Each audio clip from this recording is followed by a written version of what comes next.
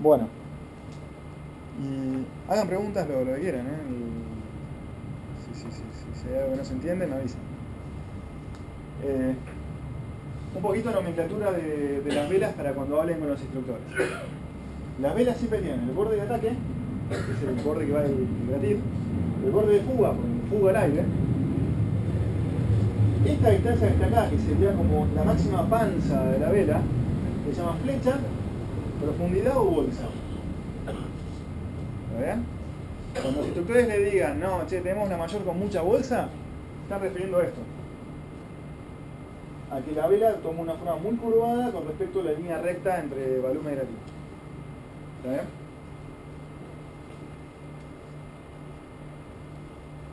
Pero bueno, hasta acá esta es la parte más complicada. Ahora viene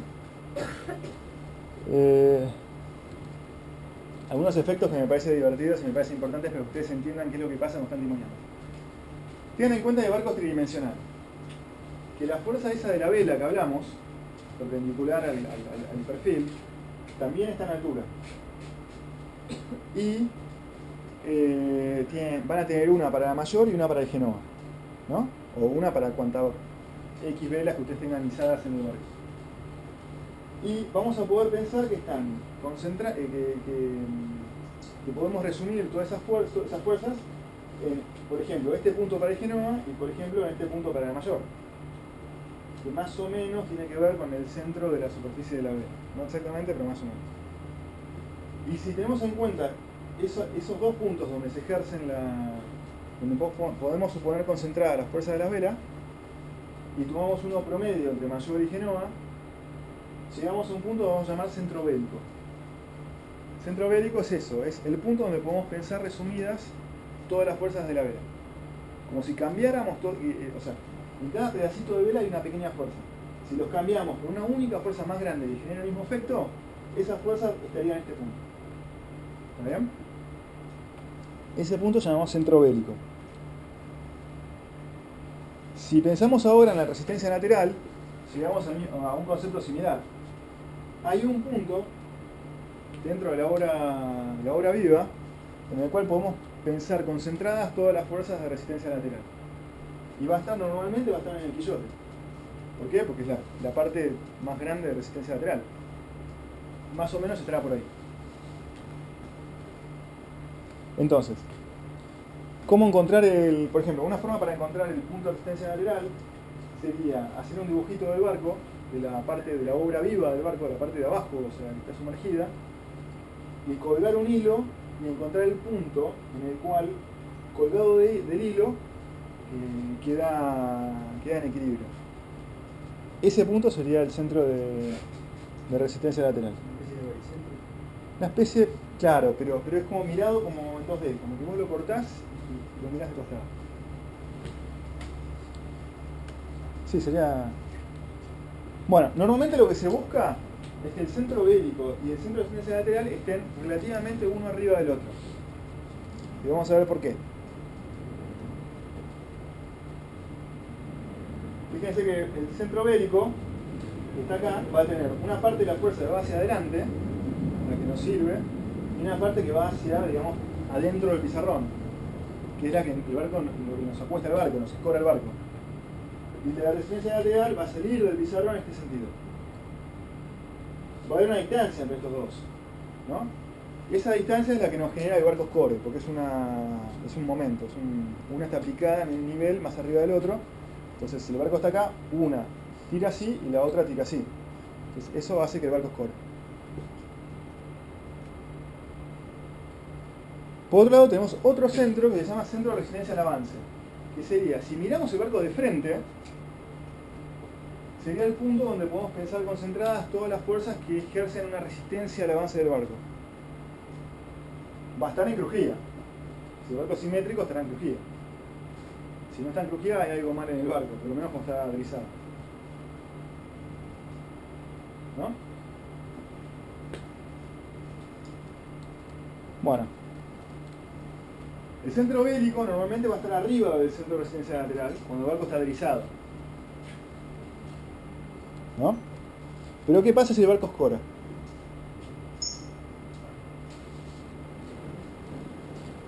Si el barco escora, el centro de resistencia lateral se mueve un poquitito hacia la derecha, por ejemplo, hacia estribor, si la proa estuviera de aquel lado, porque cambia los volúmenes sumergidos del barco. El centro bélico cambia mucho estribor, porque el palo está como mucho más alto. Entonces, al escorar, este punto se va mucho más hacia la derecha que este. Entonces, las fuerzas, esta que resiste el avance, que va hacia atrás, y esta que propulsa el barco, que va hacia adelante, quedan desfasadas de su eje. Si lo miramos desde arriba, el viento viene acá, ¿no? Con el barco deslizado están alineadas. Con el barco escorado hacia allá, la resistencia lateral, la resistencia del avance está así, y la fuerza bélica está así. El barco tiende a orzar. Primera conclusión, cuando el barco está escorado, naturalmente tiende a orzar. Mientras más escora, más tiende a orzar. Esa es una de las razones por las cuales los barcos queremos que vayan adrizados. Con viento, sobre todo, que estén lo más derecho posible. Porque cuando el barco escora, tiende a orzar. Y cuando tiende a orzar, o perdemos control del barco, o tenemos que compensarlo con el timón. Si compensamos con el timón, o sea, derivando sería, lo que estamos haciendo es frenar el barco. El timón funciona básicamente frenando el barco. Frena más una banda que la otra y así logra el giro, digamos. Dicho de una manera. Entonces, mientras más adrizado esté el barco, menor necesidad habrá de compensar con el timón.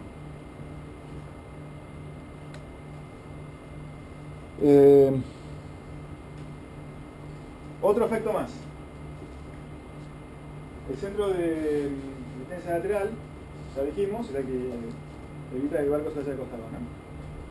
Normalmente está alineado, dijimos que estaba generalmente muy cerquita, muy alineado con el centro bélico.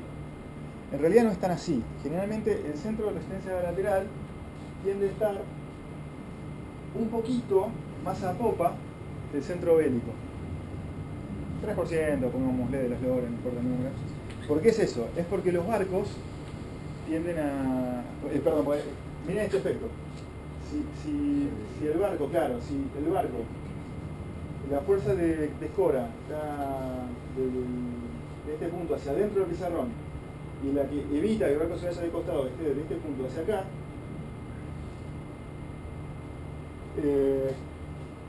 están desfasadas en proa-popa, en el sentido de proa-popa, y también generan un movimiento del barco de orzar o derivar. Si uno está arriba del otro, el barco es neutro. Y el barco, no hay que compensar con el timón. Si el centro bélico está hacia la proa, el barco tiende a derivar. Si el centro bélico está hacia la popa, el barco tiende a orzar. Como dijimos recién que los barcos, al escorar, tienden a orzar, tratamos de compensarlos un poquito, para que no tenga que compensar con el timón, poniendo el centro bélico un poquito delante del centro de resistencia lateral, para que el barco naturalmente tienda a derivar. Sí, o sea, lo que quiero decirte es lo siguiente. Por el equilibrio que vimos antes entre resistencia al avance y propulsión de la vela, el barco cuando escora tiende a orzar. Y yo eso lo puedo compensar derivando con el timón todo el tiempo, o diseñando el barco de manera tal que el centro bélico esté un poquito delante del centro de resistencia lateral. ¿Por qué? Porque el hecho de que el centro bélico esté delante del centro de resistencia lateral provoca que el barco tienda a derivar. Entonces, al sumar los dos efectos, que te genere un barco relativamente neutro. ¿Está bien? Esa es la idea. Por eso se lo diseña así. ¿Cómo, perdón? Tiene que ver en dónde pones el quillote. Si vos el quillote lo pones un poquito más a popa, es como diseñás el barco en definitiva. O pones el palo un poquito más a proa, o, por ejemplo, nosotros, cuando corremos regatas, ¿qué hacemos muchas veces? Esto también es un tema de gustos del timonel. Hay timoneles que les gusta que el barco con poco viento tienda un poquito a orzar. Y hay timoneles que no. O sea, que esto también se acomoda, esas pequeñas tendencias se acomodan a los gustos de los timoneles. Hay barcos, por ejemplo, que el mástil se puede ubicar un poquito no la parte, no donde arraiga en la cubierta, pero el palo se puede inclinar para atrás un poquito o avanzar. Avanzándolo, ¿qué es lo que hacemos? Movemos el centro bélico hacia adelante. Tirándolo para atrás, movemos el centro bélico hacia atrás. Entonces, con pequeñas variaciones de unos poquitos centímetros, 2 centímetros, 3 centímetros, modificamos el balance del timón, el gusto del timón. Entonces es algo que, una de las primeras cosas que hace una buena tripulación cuando agarra un barco, es acomoda el palo, el gusto del timonel y de las velas. Esas mediciones Claro, o sea, cortando el estadio de proa, lo avanzás. Hay un montón de maneras de mover el centro bélico, o sea, trabajando con los obenques, con el estadio de proa. ¿De quién lo mueve eso? En puerto, o sea, lo vas... Antes de tener el rango, Es más, hay barcos como los J24, Cuba tiene 2, que si hay mucho viento, empiezan a tocar los obenques de una manera. Si hay poco viento, empiezan a tocarlos de otra manera. Y es para jugar con todo este tipo de cosas. Y que el barco en esa condición quede lo más neutro posible, por ejemplo, para que haya que compensar lo menos posible con el clima. Sí.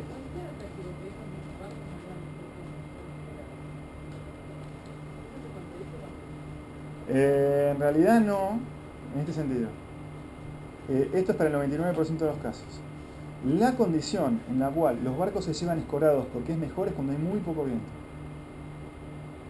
Cuando hay bastante poco viento se lo lleva un poco escorado. El concepto de hacerlo simple es, si hay poco viento, vos querés que ese viento aprovecharlo en que te propulse. Si vos escorás el barco, las velas se llenan por gravedad y todo el viento lo aprovechás. Si vos lo tenés derecho, el viento primero tiene que acomodar las velas para que tenga un perfil y perdés energía en eso. Aparte, volviendo a este ejemplo, como el barco, el centro bélico, naturalmente se lo diseña un poquito más avanzado. Si el barco está muy derecho, con poco viento, porque el viento no lo escora, digamos, te queda un barco que naturalmente tiende a derivar. ¿Cómo lo compensás para no tener que usar timón? Ahí lo escorás un poquito. Lo que pasa es que con vientos ya de 10 nudos, de 8 nudos, con vientos suaves, ya los barcos tienden a escorar. Y ahí ya empezás a tratar de llevarlos derechos. Y con mucho viento, por más que vos le pongas mucha tripulación en la banda, nunca llegás a que el barco esté perfectamente derecho. Siempre tiene un poquito de escora. Entonces los barcos se diseñan para que naveguen con un poquito de escora. Y ahí se calcula todo esto.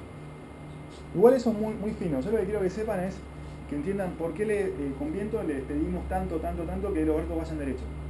Y después este tipo de cosas. Y algunas más todavía que no. Y también que entiendan que todos los movimientos de peso arriba de los barcos influyen en todo este tipo de cosas.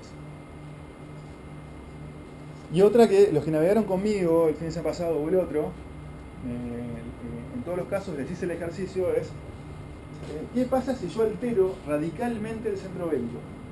La posición del centro bélico. Los que salieron conmigo, yo les hacía agarrar el timón, les hacía que lo tengan suave, sin generar mucha presión con la mano, que lo tengan el timón haga lo que quiera, y les filaba el Genoa, por ejemplo. Si yo afilo el Genoa al punto de Guadrapea, pierde todo tipo de acción el Genoa. Entonces el centro bélico pasa a ser prácticamente el centro bélico de la mayor, que está más a poco. Entonces, imagínense el barco que es como una especie de veleta, ¿no? Que está clavado en un punto. Si yo tengo una fuerza de atrás que tira así y una fuerza de adelante que tira así parejo, queda quieto. Si yo anulo la fuerza de adelante, ¿qué hace el barco? Gira. ¿No? Gira. Entonces, si yo anulo el Genoa, la mayor sigue trabajando, el barco tiende a orzar. ¿Se entiende por qué? Los que salieron conmigo lo vieron, que filábamos el Genoa y el barco solito hacía ¡wow! Y se ponía a probar el viento casi.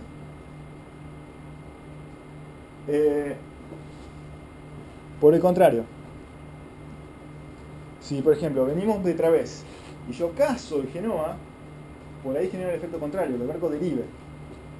Estoy poniendo la vela de proa haciendo más propulsión en el sentido de giro, digamos.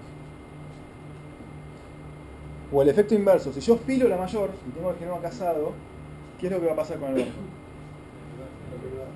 Va a tender a derivar. Entonces vieron que ya podemos casi que timonear el barco con las velas y no usar el timón. un buen nauta lo que hace es minimiza lo que usa el timón. Y a veces cuando quiere orzar, caza un poquito la mayor y con eso alcanza, el barco ya orza solo. Y también lo que está atento un buen timonel es que a partir de balancear bien las velas, cazar bien las velas, lo que busca es que el timón esté lo más suave posible. Si ustedes vienen navegando un día y sienten que el timón está todo el tiempo, que tiene que estar derivando todo el tiempo para que el barco mantenga un rumbo, hay algo que está mal en ese barco. Hay algo que está muy mal. O el barco estaba muy escorado y tiene mucha tendencia a orzar, o tienen portando mal el genoa y no compensa el efecto de la mayor, y el barco tiende a orzar por eso. ¿Se entiende? O tienen muy desbalanceadas las superficies bélicas, tienen de pronto una mayor muy grande y un genoa muy chiquito, o sea, estaban navegando un día de viento medio y en lugar de usar la vela de proa que tenían que usar, están usando una vela de proa muy chiquita. El barco les queda desbalanceado. De navegar bien es tratar de hacer que el barco navegue lo más balanceado posible para tener que usar el timón lo menos posible. Pero el de las velas entonces no es el centro bélico. Y en definitiva sí. Si vos trimás muy mal el genoa propulsa mal y afecta el centro bélico, definitivamente.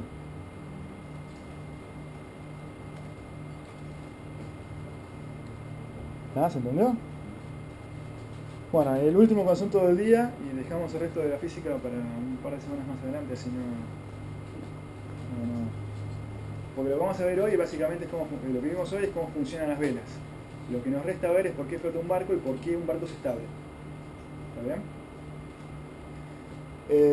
Otro concepto que me importa que ustedes vean rápido en el curso, o sea, temprano en el curso, ya lo hablamos un poquito la semana pasada y la otra.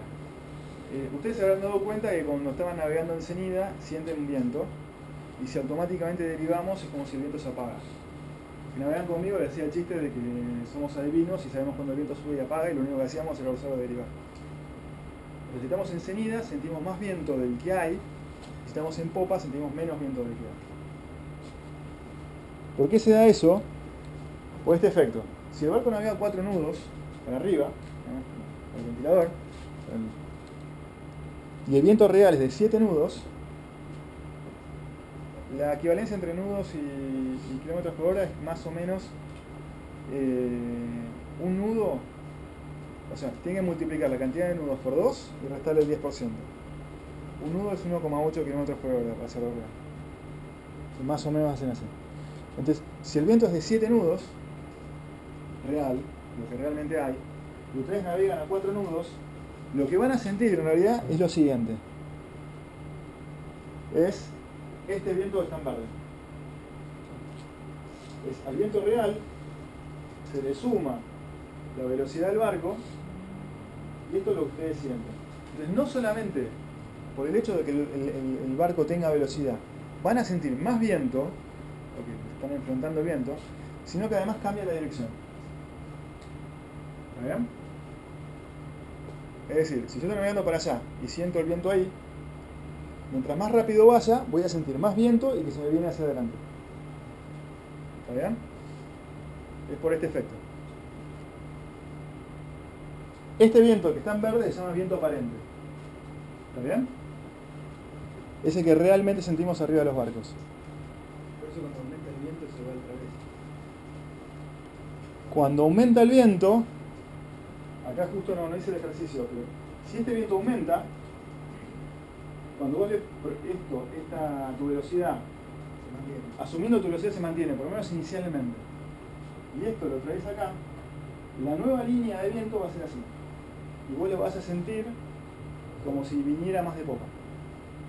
Es una buena pregunta. Cuando hay una racha y el barco no aumenta velocidad inmediatamente, solemos sentir que el viento viene como más de atrás, como más de popa. Estás navegando en Cenida, no va a llegar al través, pero vas a sentir que viene un poquitito más en el sentido de través. A medida que gane velocidad el barco, te va a volver a pasar esto. Vas a volver a sentir que se va hacia adelante. Por eso en las rachas, muchas veces cuando te pegan la racha al principio aprovechás para rozar un poquito.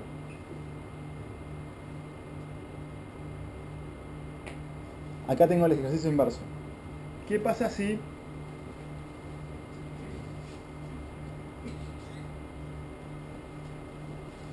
venimos de popa? Vieron que en la cenida, como vamos contra el viento, sentimos que hay más viento. Pero ¿qué pasa si venimos de popa? Y hay 10 nudos de viento real, pero el barco navega 4 nudos. La velocidad de viento que nosotros vamos a sentir en la cara, que va a sentir el barco, va a ser la diferencia, va a ser 6 nudos. Y como la velocidad del barco y la velocidad del viento, las dos son relativamente bajas, es decir, un viento fuerte es un viento de 25 nudos, es un viento fuerte, digamos. Para navegar un H19, ¿no? ¿Con cuánto estuvo saliendo? Estuvimos saliendo, depende del turno. El domingo pasado afuera soplaban 25 y por eso nos quedamos adentro de la bahía. Estaban soplando entre 20 y 25. Y con mucha bola y mojaba, digamos, por eso. El sábado estaba soplando 15, 14, 13. Y aparte varía. Sí, pero bueno, más o menos. Sí. Más o menos. El primer fin de semana, el sábado a la tarde no sopló nada, sopló en 4 y a la mañana sopló en 10. Pero con una velocidad de 10 nudos, un H19 por ahí navega 4. Entonces si vos estás navegando en popa redonda, tal cual, con 10 nudos de viento, con 4 de velocidad del barco, navegás, la sensación es de 6 nudos, viento aparente. Pero cuando estás navegando en cenida, estos 10 se transforman a lo mejor en 13 o 12 y pico. Entonces, entre la cenida y la popa se te duplica el viento aparente. ¿Está bien? Vos lo sentís y el barco lo siente. Obviamente, mientras más viento hay, tenés más potencia. El barco, las velas pueden aprovechar más potencia.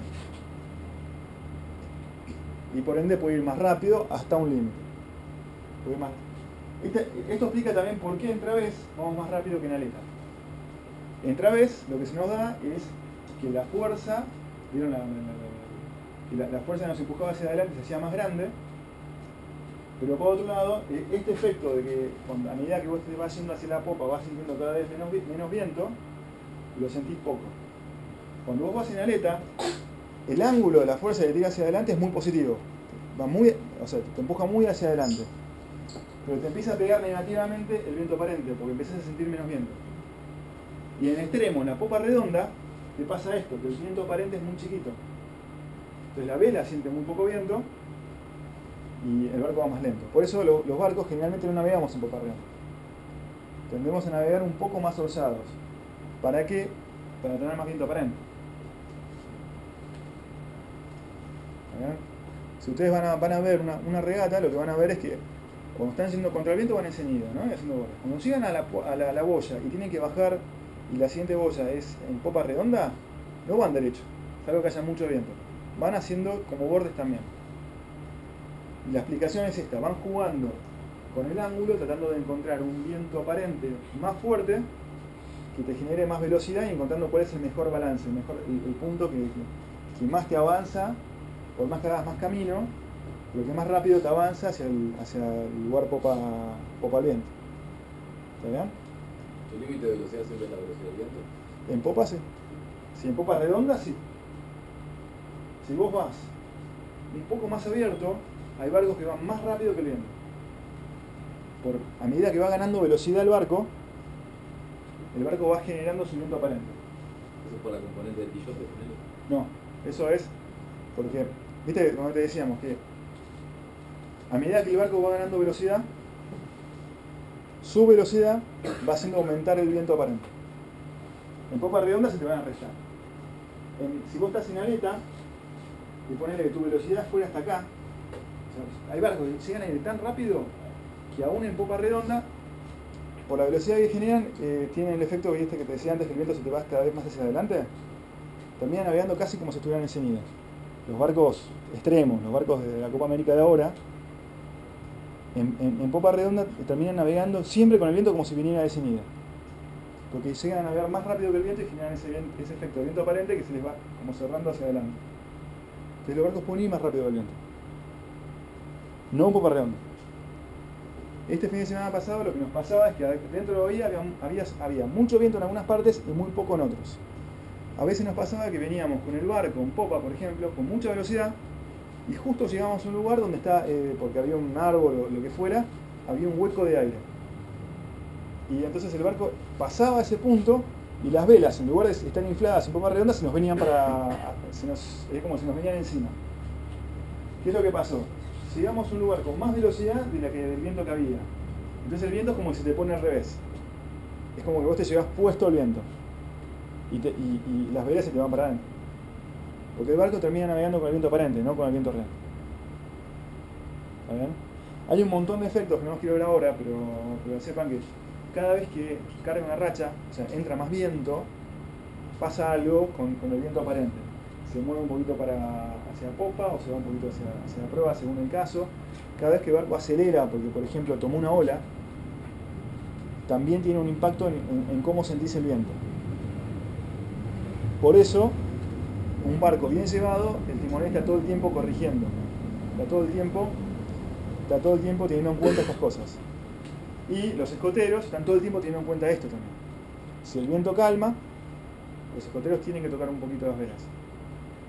¿Por qué? Porque por el mero hecho de que el viento vaya calmado, va a haber cambiado de dirección, el viento aparente.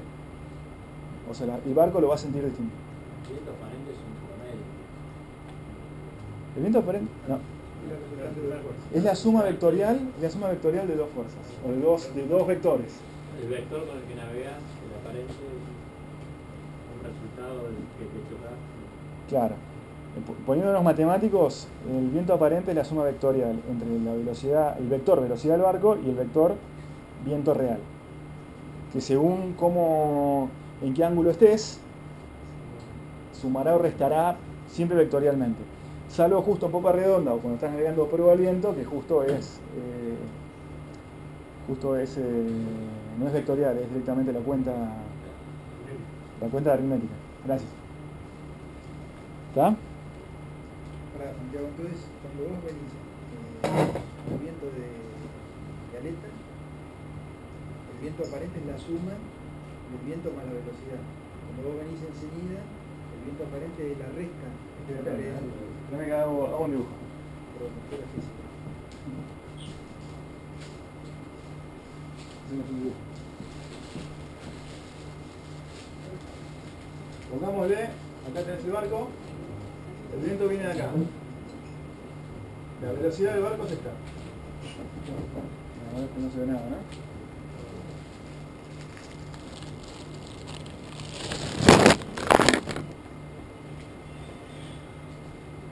¿Prenden la luz? ¿Está ahí está la columna del otro lado? ¿Digo?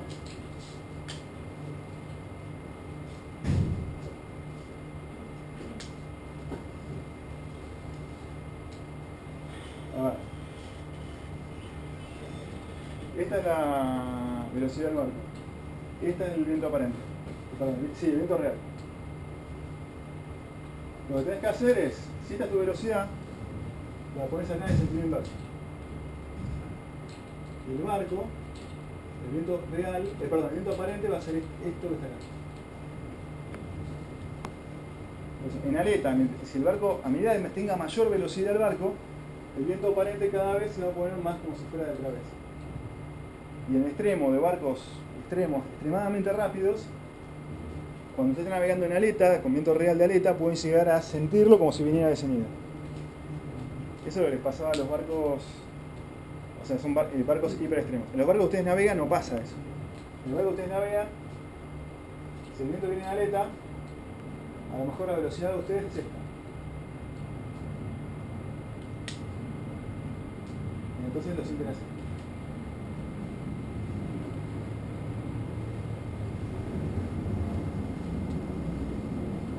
Si estuvieran en popa, este viento real, la velocidad de ustedes estaría en este sentido. Y se restaría más todavía, sentirían menos viento todavía. El viento aparente que ustedes sentirían sería este. Por eso, mientras más en popa están, tienden a sentir menos viento. El barco lo siente y entonces no nos conviene, porque las velas funcionan menos. Por eso lo que tendemos a hacer, es, sobre todo con poco viento, es que no navegar en popa redonda, sino navegar en aletas. Mientras menos viento haya, más orzado va a ser. para tratar de generar viento aparente, una cantidad de viento aparente suficiente que nos permita navegar. ¿Está bien? A medida que el barco gana velocidad, bueno, pues ahí sí empiezan a derivar un poquito más.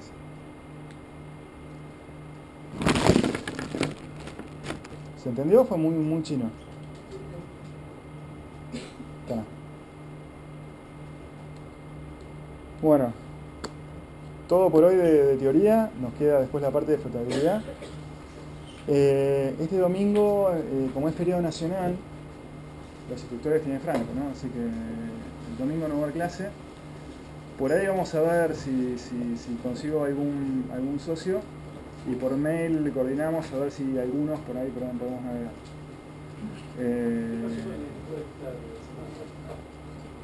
Te diría, me contestaron 40. Hasta hace 2 horas que me fijé, 3 horas me contestaron 40. La mitad me contestó de que no va a estar, un cuarto me contestó de que no sabe y otro cuarto me contestó que sí va a estar. Clase va a haber, es lo que decía, clase va a haber, no lo vamos a tener en cuenta en el presentismo, con lo cual el que viene es como que tiene una cuenta. Sí, también para que venga. Tiene como una cuenta, así que es como que las clases las voy a dividir por uno menos. Me sirve la encuesta, porque imagínense que los instructores también vienen... Hay algunos instructores que son empleados del club todo el año, otros tienen contratos temporales, y hay algunos que me pidieron el día. Entonces si veo que me sobra capacidad, me conviene darles el día, porque no me lo piden en otro momento. Entonces por eso también me sirve que contesten todas la encuesta, así sé más o menos cómo me manejo. Pero los que quieran navegar va a haber clases.